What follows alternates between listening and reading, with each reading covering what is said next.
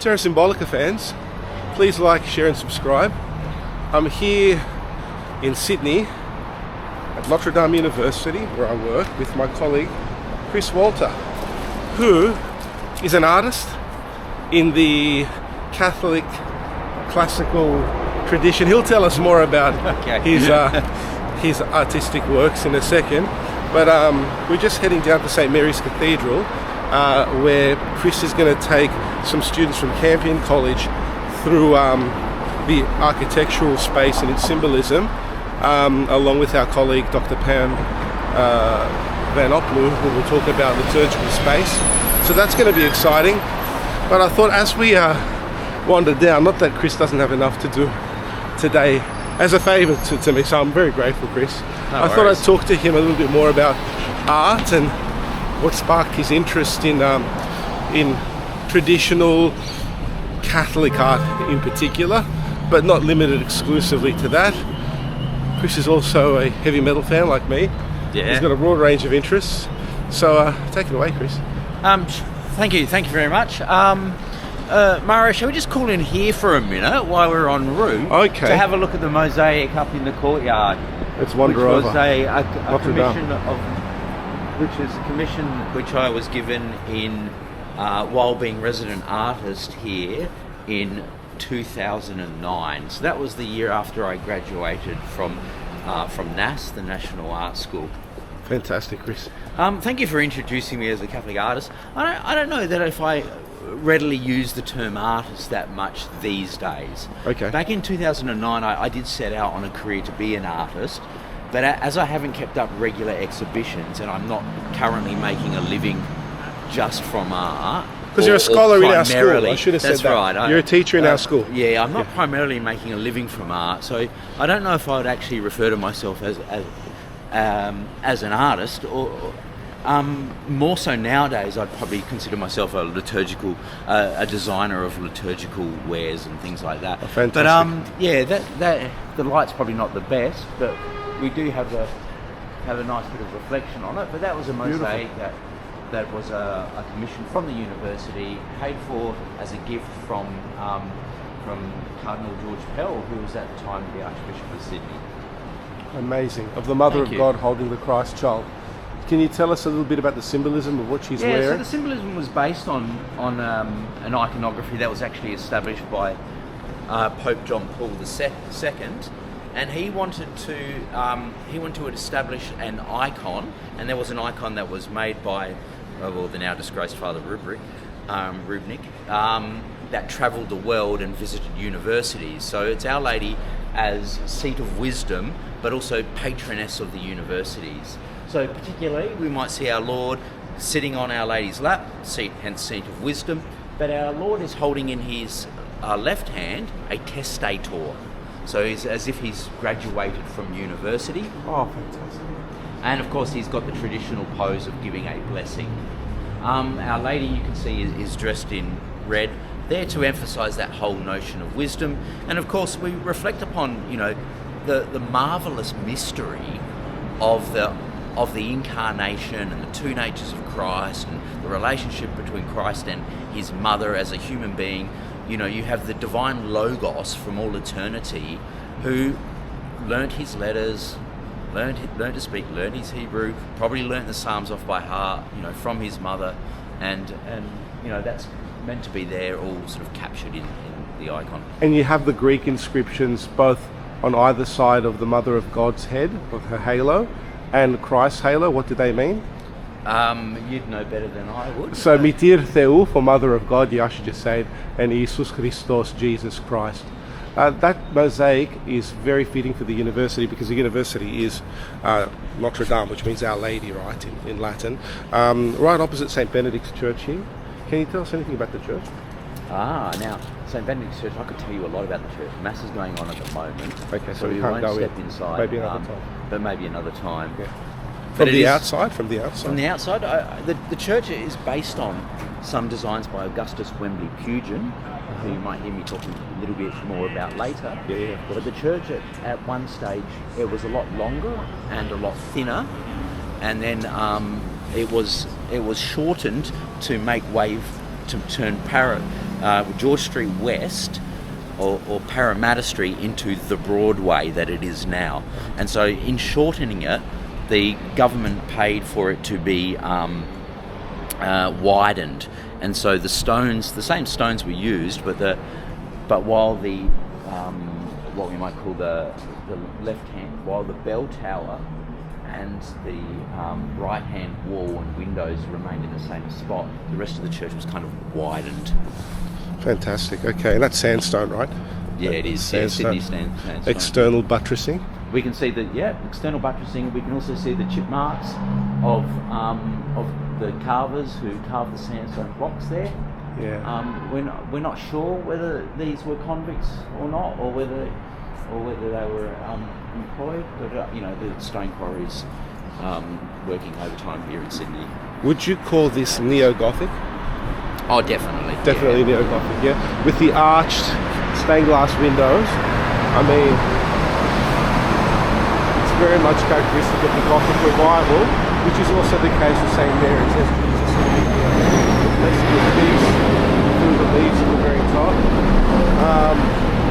I love that they've put up St. Benedict's medal. It's a nice touch. It's a nice touch. Can you tell us a little bit about the medal? Not off the top of my head, I'm not a great expert on that. Oh, we'll come back to that. That's got inscriptions about letting the devil drink his own poison. So it's an anti-demon medallion associated with a prayer by Saint Benedict, who was active in the 400s, 500s, right? Yeah, that's Saint right. Benedict, yeah. Of course, founder of Western monasticism. Western monasticism. If we go into Saint Benedict's sometime later, another day, and have a look, the actual statue of Saint Benedict in there, he's holding a poisoned chalice. Oh, okay. And so the story goes that somebody had tried to poison him, and he made a blessing over the chalice before drinking from, or cup actually. It wasn't a chalice used in liturgy. It was a cup of wine, and he made a blessing over it, and the cup shattered. Hagiographical story. Yeah, that's fantastic. But it's so funny, the contrast on this street, moving from the Neo-Gothic to the sheer ultra-modern, I don't even know what to call. Well, this is an interesting that middle facade on UTS. It is an interesting building in an architectural historical point of view, because UTS. It is, this particularly this part of UTS, because what you have is a very modernist building, form follows function, but with a postmodern facade tacked onto it. Like it wants to be funky, it wants to break the rules, but inside you've just got basically glass curtain walls in a very functional building. That's so interesting. The original building is very much, 1970s brutalism. Is that what you call it? Well, that's what you see in the form follows function. Following those Bauhaus principles that were sort of developed in Germany in the 1930s, and then sort of exported to America and Russia at the end of the Second World War. And that's the form follows function brutalism, but as a backlash, Khrushchev pioneered that in Russia after Stalin, because the Stalinist stuff is all neoclassical, right? Right. And then you have, form following function with all of the, let's say, apartment blocks that kind of are mostly consistent in their design. I didn't know that Stalin was the Stalin period was near. Mate, that's the irony about Moscow in particular, and also St. Petersburg, that paradoxically the greatest architecture of those two cities was pioneered during Stalin's regime. And before that, we've seen images of the Baroque in St. Petersburg. There's a lot of interesting stuff happening in Russia. It's its own case in terms of architectural and artistic beauty. Fascinating. Yeah. Okay, so we are walking now down. What's the name of this street again? We're walking towards Broadway, but it becomes George Street. It becomes George Street, which is the main thoroughfare of the central business district, I guess, more or less, right? Intersecting Pitt Street, the Market Street, and all that, culminating in the Rocks and Circular Quay. And you've got a lot of interesting stuff even around here, you know. What would you call some of these towers on top of some of these? I would just mainly use the Neo-Classical? term Neo-Classical, but often we use the term colonial. Colonial, You know, okay. particularly if we're looking at the railway, central railway station. Yeah, there's this bell And tower. that, the UTS tower over there is, it's very much drawing on the classical style. There are some Baroque elements to it. So you can see that in those little buttresses at the top of they're concaved buttresses on the top of the cocktail tower there is a Baroque element. But what's interesting about the colonial style of architecture is often you see the use of brick in a way that it wasn't of course uncommon in the classical period or the medieval period, but using it in a more decorative way is something that we often see in colonial buildings. Yeah, that's so interesting. And you see a lot of Greek columns with Doric, Ionian and Corinthian capitals. Well, over here yeah. we see an example of really Art Deco, which kind of, Art Deco in its decorativeness is happy to borrow from, all sorts of architectural backgrounds. Greek columns, Romanesque arches, They're even rounded Gothic arches. filigree to some degree. And these columns, do you reckon they are more like pilasters, or do you think that they distribute the weight? As in, you can see they're in the Corinthian style with that pedestal at the top, which is ornately carved in terms of the plaster. They're not really. They're up against the wall, so they're not freestanding columns. They're not actually. So they are more decorative, but they are decorative in a way that's carved in some functional material. So you wouldn't say that it's complete facadism, but at the same time they're not functional columns in the traditional sense of classical distributing the kind of Yeah. load to the foundations, let's say, the weight. So interesting. All you have to do is look up, because we are so bombarded by eye-level advertisements, which, sometimes exacerbate the passions. They're usually trying to persuade us to buy things. And that's then right. They're trying to capture your passions, aren't they? Yeah. I don't know how clearly we can see up here another example of It'll be clear just far away. Yeah. colonial style architecture, but something in which where they've actually rescued the facade. With the balustrades there, and out of respect for its beauty, and built in a modern structure underneath it. Yeah, that is interesting. You've got the same opposite with that UTS tower too, don't you? Maybe we can come closer to the street so that we can get you've got the balustrades there for the balcony. Very interesting. But it's stripped back of its symbolism, don't you think? It's not really... Oh yeah. Yeah, look, it's got nice lines and nice forms, the symmetry about it, that's for sure. There's a globe at the top. The arches on the top level of windows, but they're pretty functional square windows all the way down, but the eye follows the top of the arches. Yeah, that's so interesting. This is our equivalent of, what's it called, the Flatiron building in New York. It's not as magnificent, right? Not as magnificent. Nowhere near as magnificent. Have you seen that? Have you been to New York? No, I haven't been to New York. I was lucky enough to see it. That's where Spider-Man's Daily Bugle headquarters was, in Sam Raimi's Spider-Man trilogy from the early 2000s, in that Flatiron building. You're wealth of all sorts of knowledge, Mario. Oh man, I know all the nerdy stuff. And contemporary pop. Contemporary pop culture. Well, you can't shake that stuff out of me too easily. No. There's a tower a little bit closer, the clock tower of Central Station. We should follow down this way though, right? No, it's supposed to be looking go at that the same way? areas, Yeah, okay. Alright. It's interesting, Sydney, when you look up and you look at all these things. So, generally you call this colonial. There are, I see, Ionic capitals there. On either side of the windows. I don't know the date of that building, but those So that's very much in that sort of Art Deco, Yeah. eclectic fashion. Where that's kind of, and there, I don't think there's anything functional about those capitals. No, that's a pilaster. That's a definitely. pilaster. Yeah, that's a pilaster. But you see, it's only one band of the structure. That's right. It's not like it's not even at the top of the floor level. It's quite unusual, really. Yeah, it is. Yeah. So interesting. Well, the clock tower seems to have the Doric capitals on those columns that are supporting the area just underneath the clock itself. Yeah, do you see the scroll? Yeah. Oh, is it Doric or is it Ionic? Always. Even my glasses on, I can't tell. But you could imagine that those lintels would cave in without those columns. Without those columns. That's right. Yeah, the Ionic has the scroll. Corinthian is the arboreal or floral design. Okay, so now we're heading down past Central Station, and we're coming to the back of Christchurch St Lawrence here as well. Yeah, that's an interesting little church.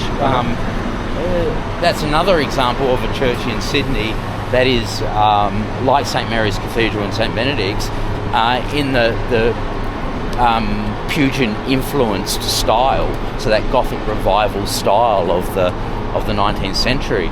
What's interesting about Christchurch St Lawrence is of course that it's not a Catholic church, it's actually an Anglican church, but we have those parallel movements going on within Anglicanism. You've also got the Oxford movement and a return to a more medieval Catholic sensibility amongst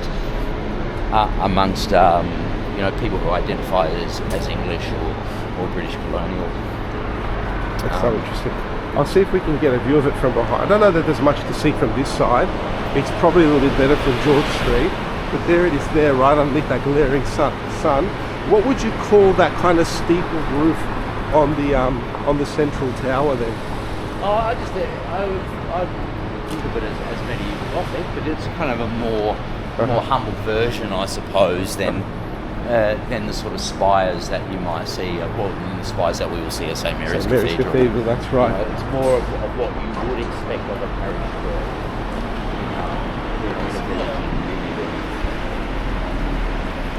Yeah, fantastic. And these sandstone arches here, they're all just keeping up the car park and the external area of Central Station. They're huge and solid though. They are. They are very impressive, really. Well, they are indeed, and they go all the way down. So if you see, it extends all the way. And over there, they're more. You've got this is here holding up the building structure, but down there, it's actually more functioning like a retaining wall. But it follows through. It's quite beautifully done because of course you've got a bit of a bridge that comes down, but then you've got a park on the other side. That's right. And this arcade too, which is very interesting. Further examples of brutalism here amidst the sandstone, and it's very kind of, I love Sydney, but it's haphazardly constructed. That is pure form follows function. It follows the principles of Klaus Festerman that the beauty is in its functionality. The ironic thing about it is that those buildings actually aren't very functional. Like, they're all glass walls, they're curtain walls, they're supported by some sort of interior shaft, and with so much glass and with electric lighting and with no way to open a window, they get very, very hot inside and need constant air conditioning. And of course, you have to overcompensate somehow, right? You have to compensate for the design. So in terms of functionality, without the infrastructure of a modern world, and what I mean by that mainly is constant use of electricity, the building is absolutely useless. You wouldn't be able to breathe in there. That's a very good point. Have a look at the facade now of what we were just walking under, the sandstone arches with the keystones in the centre, keeping up those semi-rounded arches at the bottom, and then the almost like Doric capitals on the sandstone columns above. Square lintels. Yeah. That's right. Very clean. Very clean.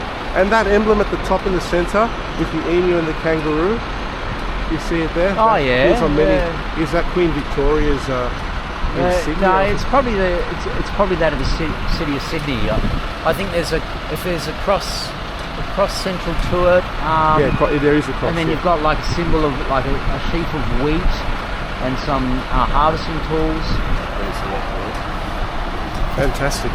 And now the beautiful, just have a look at the autumn leaves here as we cross through this park to Belmore Park. Okay, it's Belmore Park. It's quite lovely time in Sydney this time of the year. It is, isn't it? Yeah, Lovely clear day. absolutely. That gazebo over there. It's kind of been boarded off. Nobody really uses it. I've never seen it used. No, Not in all my years. Cutting through these streets to get to Utopia Records. What's been sad recently, they're not there now, was for a while in recent years a row of tents. I'm going to get on your other side so I can get the trees too. Row of tents up against the fence in which homeless people were living, but I don't know what's more disturbing, the fact that there were in the centre of a wealthy city like this, there are a bunch of homeless people living in tents, or the fact that they're not there anymore, which means that somebody's moved them on. Yeah, that's right. Yeah, that's a tragedy, isn't it? Yeah, And this, you can only think, has only increased with the cost of living crisis. exactly. The rental crisis, rental prices have skyrocketed in Sydney in recent years, locking many people out of the market. Yeah, this is something that, I know it's like a global phenomenon, but Australia used to be insulated more or less from this sort of, especially in relation to rental prices. I mean, they're just astronomical, not to mention house prices. Of course, where we are now, very close to the CBD, I mean, it's absolutely prohibitive for a middle class worker to purchase anything Well, at all, right? that's right. Yeah. Yeah. So here we are getting to the end of Belmore Park and inching our way towards St Mary's Cathedral. So later we're going to head over to the War Memorial, which is there in Hyde Park, and have a look at that. But now we're walking down College Street, which leads to St Mary's Cathedral. And so there are some good examples of Neo-Classical architecture on this street, aren't there, Chris? Yeah, there are. It's an interesting street, this one. It's, it is part of old Sydney, but it would have been, the outer edge of Sydney, really, in the original colonial foundation. But what we've got up a bit ahead, and that we'll have a look at, is we've got the museum, and then we've got the Sydney Grammar School, which is one of the oldest, public schools. And when I say public, I mean in that British public system, so not state schools that kids go to for free, but one high-end private school. Sydney Grammar, it's one of the oldest schools in Sydney. Still. Or Sandstone. Do a bit of a sweep. It's a nice Hyde entry Park. into That's right. And you can see the facades of Sydney Grammar School. You can already see the towers of St Mary's Cathedral That's right. over the top of it. Yeah. The spire.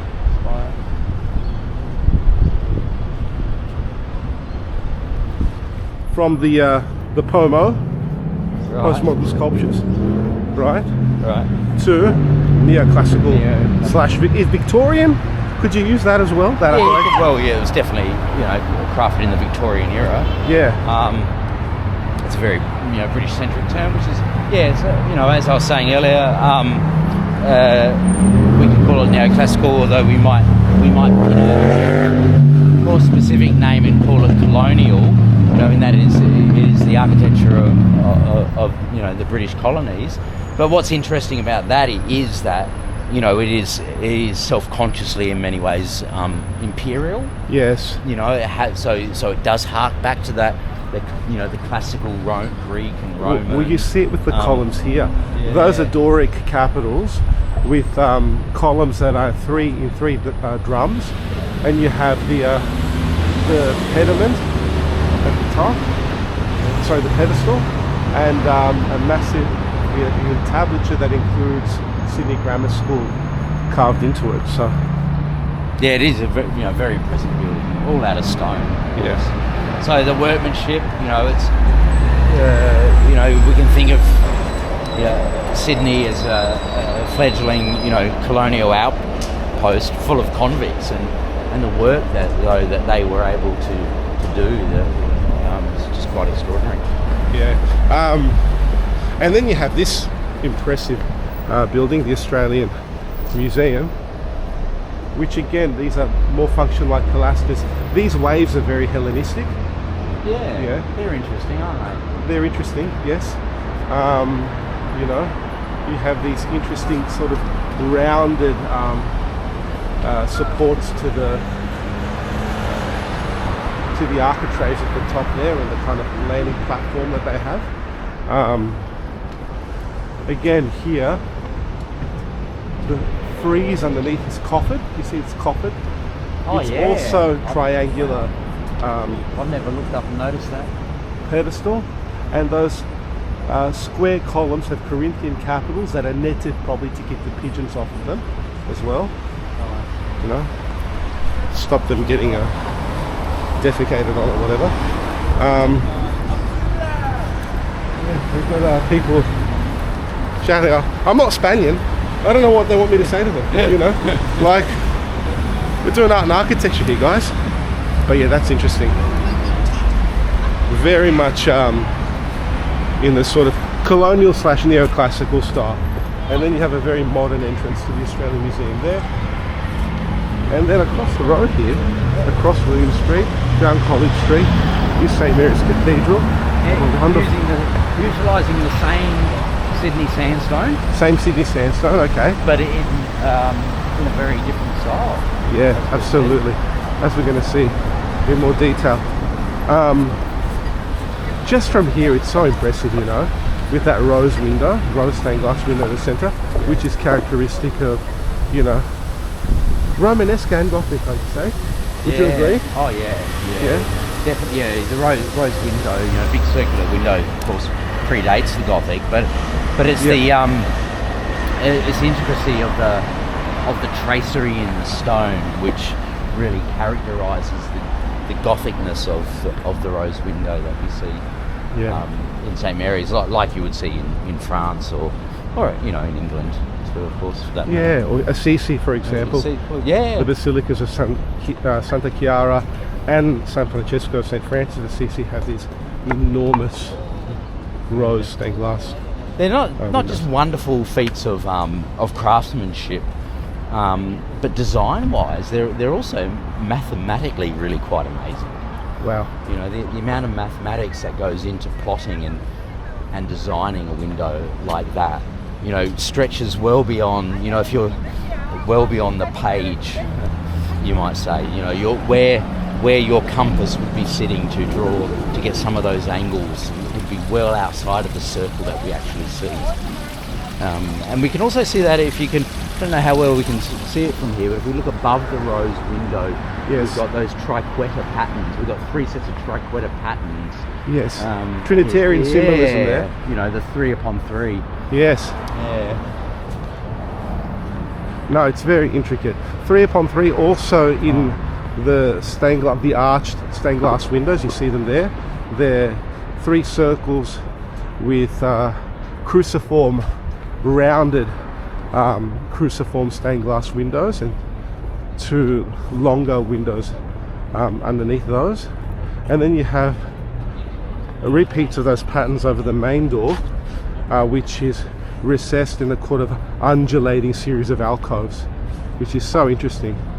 And it's arched in the way that any Gothic church would be arched. It's a pointed arch, Well, it looks like it's blocked off today. They must be doing some work. I was hoping to get up there to talk about it, but we'll try to get as close as we can. We'll try and get as close as we can. We should be able to get in because, Well, we have to be able to get in. Yeah. That'll be around one of the other entrances. That's right. We have to find. I can see our students now gathering over here. Okay, friends. Thus ends part 1 of our video. We'll be resuming with Chris speaking about the art and architecture soon. Bye now. Bye bye.